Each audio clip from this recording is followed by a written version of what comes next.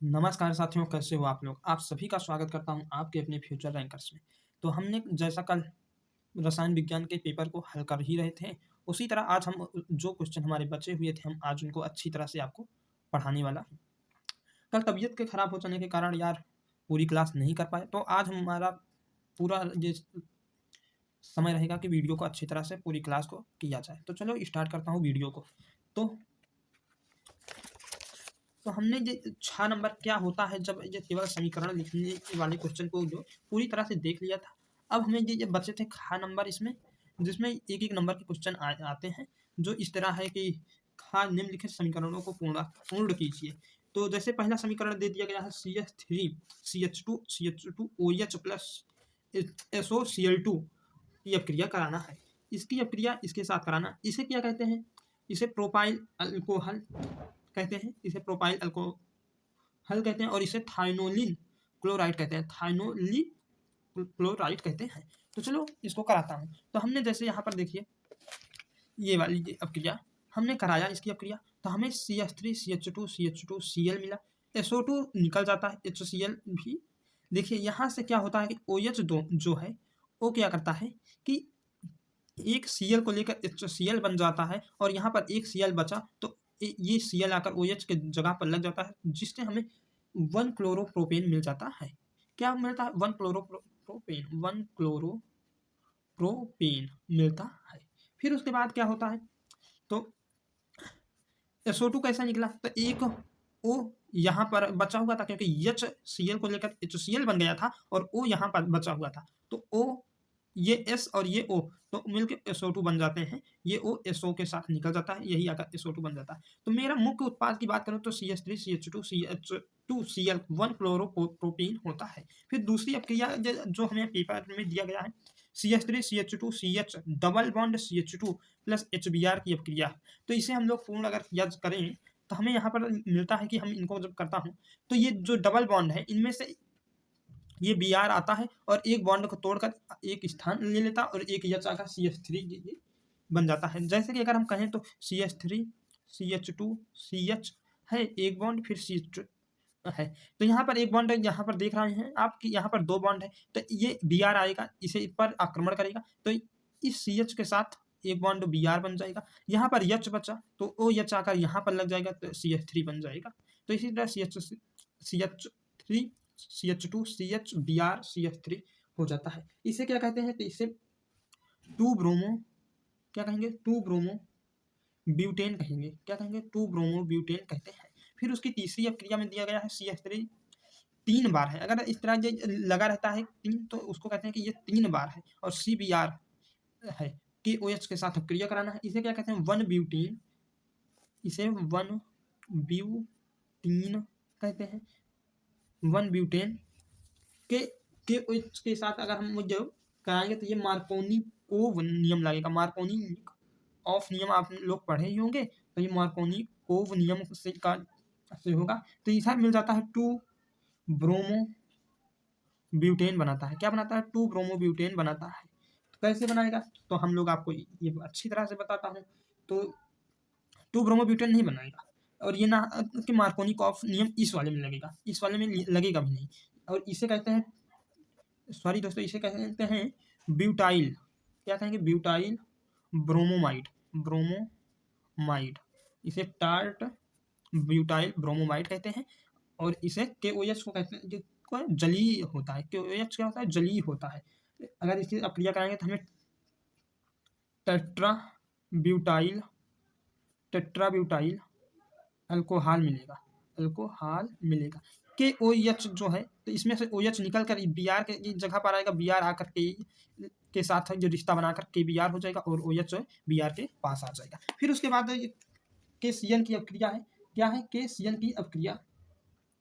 तो KCl जो की अपक्रिया देख लीजिए, पेपर में आपके पूछा है, जहाँ बताया है जलीय एथेनॉल के साथ जलीय एथेनॉल लेना है। तो यहाँ पर हम लोग लिख लेंगे जलीय एथेनॉल। ये उत्प्रेरक है, जो अगर तीर के ऊपर लिखा रहता है उसे उत्प्रेरक कहते हैं। CH3 CH2 Br को KCl की अपक्रिया कराएंगे तो Br ये K के साथ निकल जाएगा तो KBr बनेगा और Cl Br की जगह पर आ जाएगा तो CH3 CH2 Cl बन जाएगा। इसे क्या कहते हैं? इसे एथिल साइनाइड कहते हैं। क्या कहेंगे? इसे एथिल साइनाइड कहेंगे। फिर उसके बाद CH3 Br को AgNO2 के साथ क्रिया करेंगे तो यहाँ AgBr निकल जाता है और NO2 जो होता है Br के जगह पर आ जाता है, तो CH3CH2NO2 बनता है। इसे क्या कहते हैं? इसे नाइट्रोएथेन कहते हैं। क्या कहते हैं? इसे नाइट्रोएथेन कहते हैं। इसे नाइट्रोएथेन कहते हैं। और इसे क्या कहते हैं अगर आपको बता दूं तो इसे एथिल ब्रोमोमाइड कहते हैं। हाँ, इसे एथिल ब्रोमोमाइड कहते हैं। AgNO2 जो होता है वो एल्कोहलिक के साथ क्रिया करके नाइट्रोएथेन बनाता है। आप लोग को जो समझ में आ चुका होगा। उसके बाद हम लोग चलते हैं इसके अथवा वाले पे, क्योंकि 6 नंबर में या तो इसे करना होता है या तो अथवा वाला, तो हम आपको दोनों बता देता हूँ। तो इसमें दिया गया है कैसे प्राप्त कीजिएगा, केवल रासायनिक समीकरण लिखना है। तो कैसे प्राप्त करेंगे? सिर्फ रासायनिक समीकरण लिखना है, पर हम आपको अच्छी तरह से समझाएंगे कि कैसे प्राप्त करेंगे। तो पहला क्या है? ग्रिग्नार्ड अभिकर्मक से एथिल एल्कोहल। तो चलो इसे आपको बताता हूँ कैसा होगा। तो यहाँ पर देखिए, ग्रिग्नार्ड अभिकर्मक से एथिल एल्कोहल को अगर प्राप्त करना है तो इसका समीकरण जो है तो CHCHO, इसे क्या कहते हैं? इसे फॉर्मेल्डिहाइड कहते हैं। इसे क्या कहते हैं? फॉर्मेल्डिहाइड। फिर इसे CH3MgBr, तो RMgX का नाम तो आप लोग सुना होगा। X से हो जाता है हाइड्रोजन और R से हो जाता है कार्बन की चेन। क्या हो जाएगा? इधर ये R का हो जाता है कार्बन की चेन और इधर ये हो जाता है हाइड्रोजन ग्रुप, क्लोरोब्रोमो, ये सब हाइड्रोजन। फिर तो यहाँ पर CH3MgBr, तो RMgX को ग्रिग्नार्ड अभिकर्मक कहते हैं। इसे फॉर्मेल्डिहाइड कहते हैं। अगर इसकी अपक्रिया हम लोग कराएंगे तो हमें क्या मिलेगा पता है? तो ये आ जाता है CH3, यहाँ पर CH2OMgBr निकल कर आ जाता है। फिर ये योगात्मक उत्पाद का तनु अम्ल के साथ जल अपघटन करने पर एथिल एल्कोहल प्राप्त होता है। मतलब कि अगर आप लोग फॉर्मेल्डिहाइड की RMgX के साथ ग्रिग्नार्ड अभिकर्मक के साथ आप लोग अपक्रिया करेंगे तो आपको योगात्मक उत्पाद मिलेगा, कि उत्पाद नहीं मिलेगा, योगात्मक। अब आप लोग जब करेंगे इसकी अपक्रिया अम्ल के साथ हो, जो जल अपघटन करने पर आप लोग को एथिल एल्कोहल प्राप्त होगा, जो इस तरह है। तो यहाँ हम लोग H2O और H+ ये अम्ल है। अम्ल क्या यहाँ पर कर रहा है?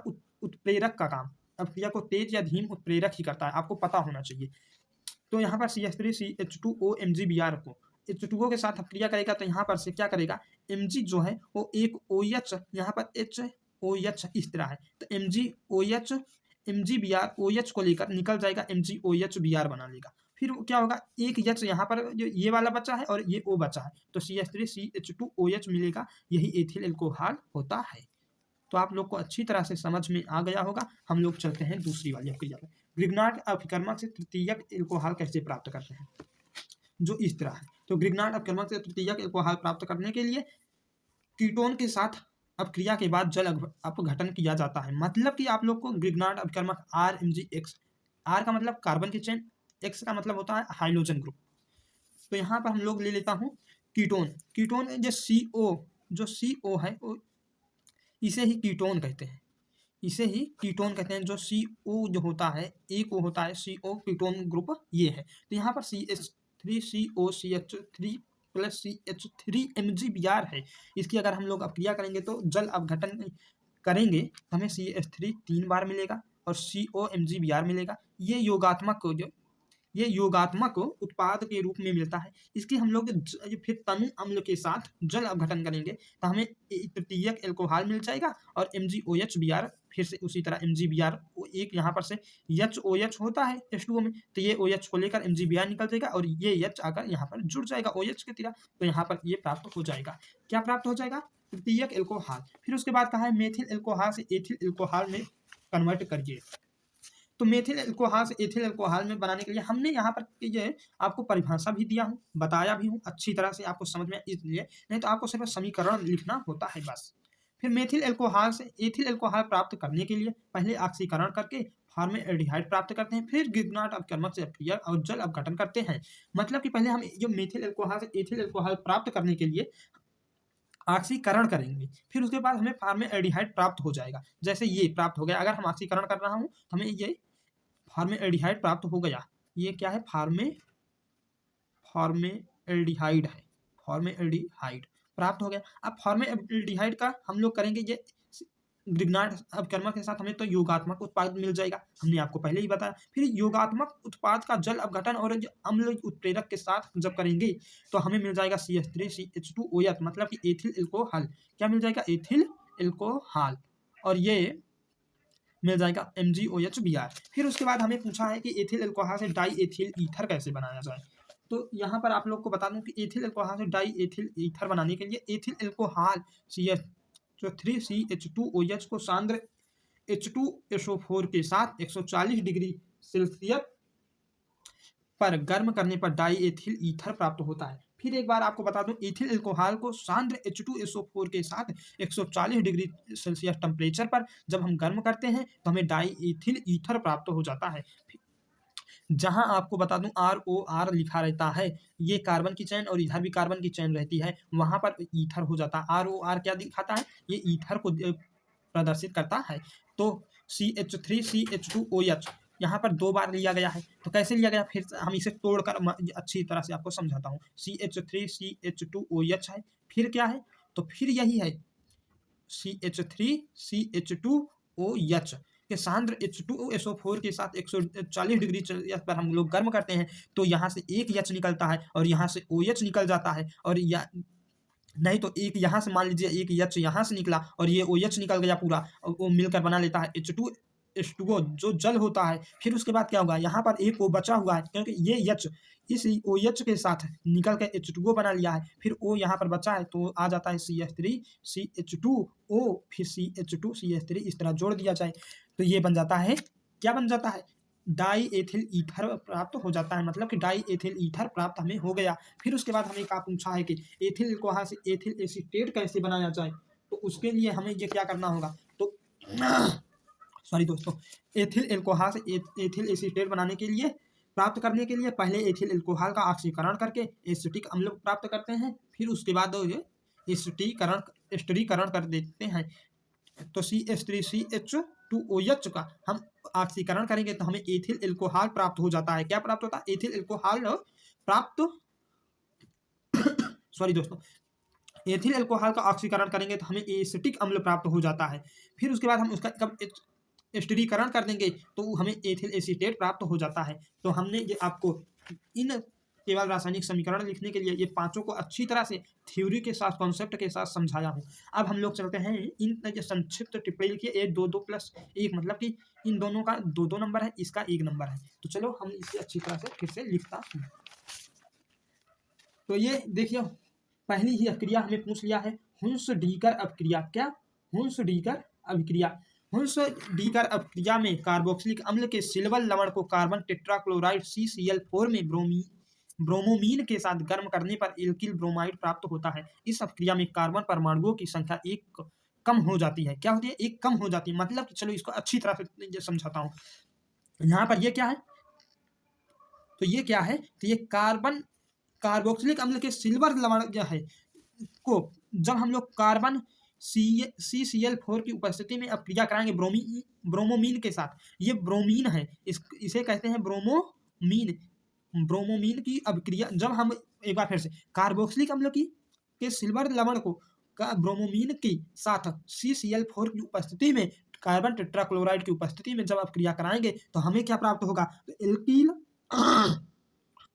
सॉरी दोस्तों, एल्किल ब्रोमोमाइड प्राप्त होता है। मतलब कि ये जो COAg है वो CO2 के रूप में एक कार्बन डाइऑक्साइड के रूप में निकल जाएगा, और एक Ag जो है यहाँ से एक Br लेकर निकल जाएगा, तो यहाँ पर AgBr मिलेगा, और ये R जो बचा है वो Br, एक Br यहाँ पर Br दो बार है, ब्रोमीन 2 बार है, तो एक ब्रोमीन Ag के साथ एल्युमिनियम के साथ निकलेगा, एक ब्रोमीन इस R के साथ, इस कार्बन की चैन के साथ निकल जाएगा, तो ये RBr होगा एल्किल ब्रोमाइड के प्राप्त होता है। यही हुंस-डीकर अभिक्रिया है। फिर उसके बाद हम लोग चलते हैं दूसरी अभिक्रिया, फ्रैंकलैंड अभिक्रिया।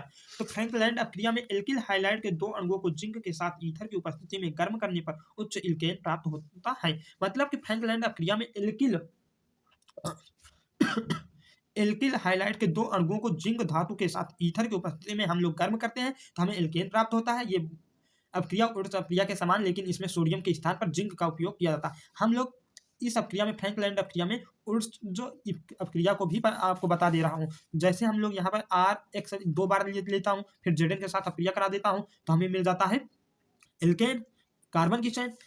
फिर उसके बाद Zn जो है वो X को लेकर निकल लेता है, ZnX2। तो यहाँ पर जहाँ Zn है वहाँ पर ये ऊर्ज अपक्रिया में Na होता है, सोडियम होता है।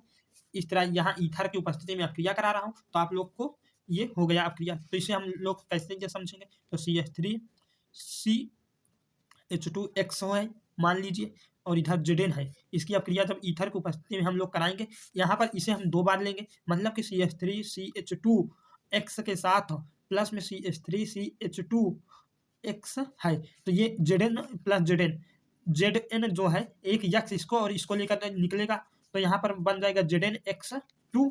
क्या बन जाएगा, ZnX2। फिर CH3 CH3 के साथ जुड़ेगा, CH3 CH2 CH2 CH3, ये हो गया एल्केन। तो आप लोग को ये अपक्रिया अच्छी तरह से समझ में आया होगा। अब हाइड्रोजनीकरण पढ़ने वाला हूँ। तो चलो हाइड्रोजनीकरण अपक्रिया में एल्किल हाइलाइड को एल्कोहलिक पोटेशियम हाइड्रोक्साइड के OH के साथ गर्म करने पर एक हाइड्रोजन परमाणु और एक हाइड्रोजन परमाणु निष्कासित होते हैं, जिसके परिणाम स्वरूप एल्कीन प्राप्त होता है। यह एक विलोपन क्रिया है। तो CH3 CH2 Br को जब अपक्रिया के OH एल्कोहल के साथ लेकर हम लोग जो गर्म करते हैं, तो हमें लोग को क्या मिलता है, हमको मिल जाता है एल्कीन प्राप्त हो जाता है। मतलब कि ये CH2 डबल बॉन्ड के साथ प्राप्त हो जाएगा, और जो K है वो Br को लेकर KBr बनेगा। OH जो है वो एक H इसमें मात्र लेकर H2O बना लेता है। तो ये हो गया हाइड्रोजनीकरण। फिर उसके बाद हम लोग चलते हैं 7वें नंबर पर। हमें 7वें नंबर पर निम्नलिखित पर संक्षिप्त टिप्पणी लिखिए। ये भी 5 नंबर में तीनों पूछा गया है। तो टी-सेंको अपक्रिया क्या है, तो टी-सेंको अपक्रिया ये एल्डिहाइड का एक, इस पर हमें संक्षिप्त टिप्पणी लिखना है, ना कि कुछ और करना है। तो चलो इसे हम अच्छी तरह से देखते हैं। तो क्या है, तो टी-सेंको अपक्रिया में कहा गया है कि ये जो है ये एल्डिहाइड का एक डाइमर बनाने वाला विषमानुपातन है, जिसमें एस्टर बनता है। यह एल्युमिनियम एथाक्साइड AlCOET 3 बार जैसे उत्प्रेरक की उपस्थिति में होता है। इस अपक्रिया में एक एल्डिहाइड अणु ऑक्सीकृत होकर कार्बोक्सिलिक अम्ल बनाता है, और दूसरा अपचयित होकर प्राथमिक एल्कोहल बनाता है, जो बाद में मिलकर एस्टर बनते हैं। तो ये टी-सेंको अपक्रिया की संक्षिप्त टिप्पणी है। कैनिजारो अपक्रिया की हम लोग अब जो देखता हूँ कि क्या है। तो कैनिजारो अपक्रिया में बताया गया है कि कैनिजारो अपक्रिया उन एल्डिहाइड द्वारा प्रदर्शित की जाती है जिनमें अल्फा हाइड्रोजन परमाणु नहीं होता है। जब ऐसे एल्डिहाइड को सांद्र क्षार जैसे NaOH या KOH के साथ गर्म किया जाता है, तो एक अणु का ऑक्सीकरण होकर कार्बोक्सिलिक अम्ल का लवण बनता है, और दूसरे अणु का अपचयन होकर एल्कोहल बनता है। उदाहरण के लिए फॉर्मल्डिहाइड इस अपक्रिया को दर्शाता है। क्लीमेंसन अपचयन भी पूछा गया है। तो क्लीमेंसन अपचयन एक रासायनिक अपक्रिया है जिसका उपयोग एल्डिहाइड या कीटोन के कार्बोनिल SCO को मेथिनिल समूह CH2 में अपचयित करने के लिए किया जाता है। इस अपक्रिया में उत्प्रेरक के रूप में जिंक अमलगम ZnHg और सांद्र हाइड्रोक्लोरिक HCl का उपयोग किया जाता है। यह अपक्रिया अम्लीय परिस्थितियों के प्रति संवेदनशील समूह की उपस्थिति में उपयोगी होती है। तो ये आपका क्लीमेंसन अपचयन की संक्षिप्त है, आप देख लीजिए, आप लोग इसे याद कर लेना। फिर उसके बाद हम लोग चलते हैं ख नंबर में, जिसमें पूछा गया कहा है कि समीकरण को पूर्ण कीजिए। ये भी 5 नंबर का है। तो C6H5NH2 की अपक्रिया CHCl3 के साथ KOH के साथ करने पर हमें क्या मिलेगा, चलो इसको हम आपको बताता हूँ। तो सॉरी दोस्तों, तो इसकी अपक्रिया जब हम इन सभी के साथ कराएंगे तो हमें क्या मिलता है, तो C6H5 आपको उसी तरह लिख लेना है, फिर N लिख लेना है, यहाँ से C जो है उसे लिख लेना है, फिर उसके बाद KCl, ये K एक Cl लेकर ये K 3 Cl को लेकर निकल जाएगा। फिर उसके बाद क्या होगा, तो यहाँ पर एक H और ये H, 2 H बचे, तो H2 और यहाँ पर O बचा है, H2O क्या 3H2O, एक यहाँ पर और यहाँ, तो 3H2O निकलेगा, यही जो बन जाएगा। इसको क्या कहते हैं, इसको कहते हैं फेनिल आइसोसाइनाइड। इसे क्या कहते हैं, फेनिल आइसोसाइनाइड। ये कार्बिल एमीनो बनाते हैं। तो उसके बाद दूसरी अपक्रिया में C6H5NH2 को Br2 के साथ अपक्रिया करा रहे हैं, तो इसमें क्या मिलेगा, जो H है वो Br को लेकर निकलेगा, HBr हो जाएगा, प्लस फिर क्या बचा है, N बचा है, तो हो जाएगा C6H2 और उसके बाद एक N C6H2, फिर उसके बाद यहाँ पर क्या है, तो यहाँ पर है Br2, तो एक Br लेकर निकला है, एक Br भी है, तो ये यहाँ पर आएगा Br3, यहाँ पर 3 बार हमें Br लेना होगा, तो यहाँ पर 3Br NH2 फिर यहाँ पर आ जाएगा। तो ये क्या है, तो ये 2,4,6 ट्राई ब्रोमो एनिलीन है, ट्राई ब्रोमो एनिलीन है। फिर उसके बाद तीसरे नंबर क्या है, तो तीसरे नंबर को जो C6H5NH2 को CH3CO के साथ अप्रिया जब करेंगे हम लोग, तो हमें मिल जाता है C6H5NH COCH3 CH3COOH मिल जाएगा। फिर इसके बाद इस वाली अप्रिया में हमें मिल जाता है C6H5 और एक H यहाँ से, एक H यहाँ से, तो ये हो गया NH3 और ये हो गया HSO4। फिर उसके बाद पांचवी नंबर अप्रिया में, तो पांचवी नंबर अप्रिया में हमें पूछ लिया है कि क्षार की उपस्थिति में इनके साथ अप्रिया कराएंगे तो क्या मिलेगा, तो C6H5 लिखिए, फिर एक NH लिखिए, फिर उसके बाद इसको लिख लीजिए COCH3, फिर उसके बाद HCl, ये Cl यहाँ के एक H के साथ निकल जाता है, HCl बन जाता है और ये CH3 आकर इसके साथ जुड़ जाता है। फिर उसके बाद अथवा में कहा गया है कि अथवा में हमें कहा है कि इन समीकरणों को पूर्ण कीजिए, तो चलो इनको भी हम लोग पूर्ण कर लेते हैं। तो CH3COCH3 सांद्र H2SO4 के आश्वन के साथ क्या बनाता है, तो चलो इसे हम लोग देखते हैं और करते हैं। तो इसकी अक्रिया जब हम लोग सांद्र सल्फ्यूरिक अम्ल की उपस्थिति में एसीटोन के साथ कराएंगे, ये एसीटोन है, क्या है, एसीटोन है, तो जब एसीटोन के साथ कराएंगे तो हमें मिल जाता है C9H12 + 3H2O। फिर उसके बाद दूसरी अक्रिया को हम लोग देखता हूँ, तो दूसरी अक्रिया को में हमें जो दिया गया है CH3COCH3 के I2 + NaOH के साथ जब गर्म हम करेंगे तो हमें क्या मिलेगा, तो जब ये होगा तो एक बार हमें मिल जाता है CHI3B, I मिल जाएगा प्लस CH3COONA मिलेगा प्लस 3NaI मिल जाएगा। फिर उसके बाद CH3CHO को तनु NaOH के साथ जब अक्रिया हम लोग करेंगे तो हमें क्या मिलेगा, तो इसे चलो देख आपको बताता हूँ।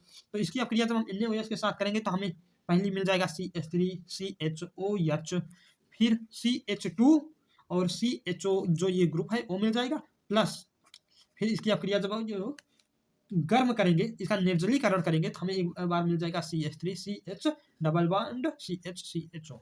ये तीसरी नंबर अक्रिया है HCHO का अक्रिया CaOH2 उत्प्रेरक की उपस्थिति में हम लोग कराएंगे तो हमें क्या मिलेगा, तो इस अक्रिया में हमें मिल जाएगा HCOO 2 बार मिलेगा, फिर Ca कैल्शियम मिल जाएगा, प्लस जो CH3OH मिल जाएगा। फिर उसके बाद हमें कहा गया है कि संक्षिप्त टिप्पणी लिखिए, तो यहाँ पर देख लीजिए कार्बिल एमीन की, तो कार्बिल एमीन अभिक्रिया का उपयोग प्राथमिक एमीनों की पहचान के लिए किया जाता है। जब एक प्राथमिक एमीनों को क्लोरोफॉर्म CH3Cl3 और एल्कोहलिक पोटेशियम हाइड्रोक्साइड के OH के साथ गर्म करते हैं तो दुर्गंध युक्त पदार्थ आइसोसाइनाइड कार्बिल एमीन बनाता है। द्वितीयक और तृतीयक एमीन यह अभिक्रिया नहीं देते हैं।